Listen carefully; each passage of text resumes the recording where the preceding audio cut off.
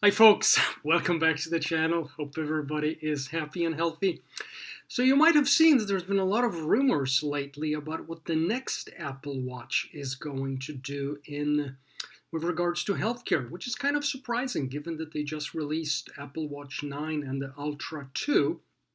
But maybe that is Apple opening up its kimono a little bit because of the negative feedback that they got, because there is really nothing new about Watch 9 and Ultra 2. So maybe they're giving us a hint about what the next generation, that's going to come out a year from now, might bring in terms of healthcare.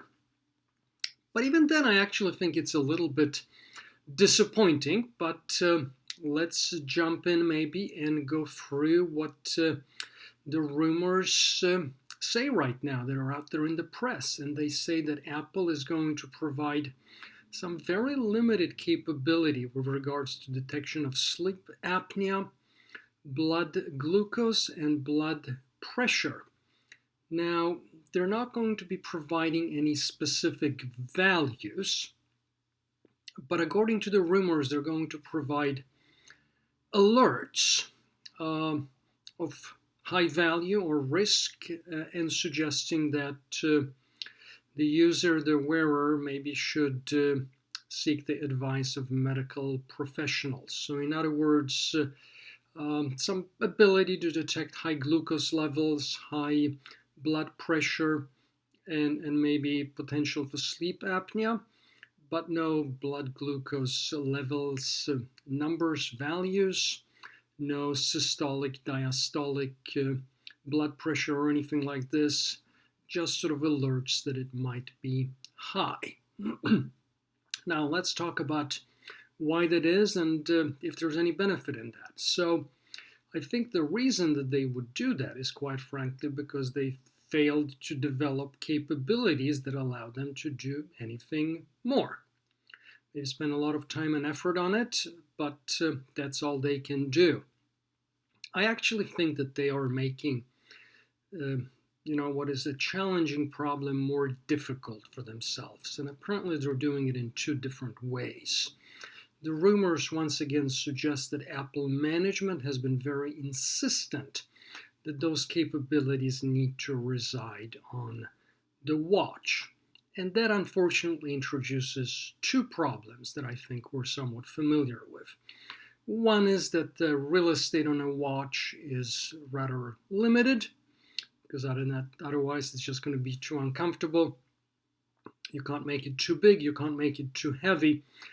And the second one, which is just as important, if not more important, is that the wrist really is a very, very poor place to collect vital signs. But apparently Apple management doesn't want to create a separate device which would sit somewhere else, like maybe in the upper arm, which is a much better place to collect vital signs.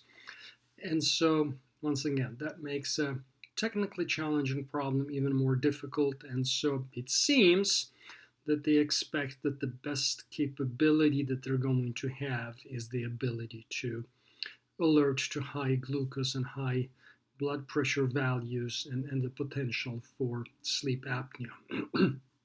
Is that going to be useful?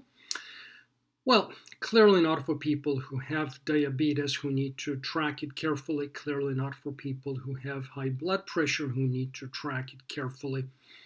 I guess it may actually be useful for the general population, especially people who may not be aware of the fact that they might have high blood glucose values or high blood pressure values. It will hopefully, if the rumors are true, alert them to the fact that this may be something that they need to pay attention to. And if it's done well, then maybe it can help people figure out which foods make their blood glucose spike. That would be marginally more useful, since even those of us who have perfectly normal blood glucose probably do consume some foods that unwittingly and unknowingly to us make our blood sugar spike, which is never a good thing, especially if it happens on a regular basis. So there is some hope. There might be some usefulness here. but obviously we'll have to see.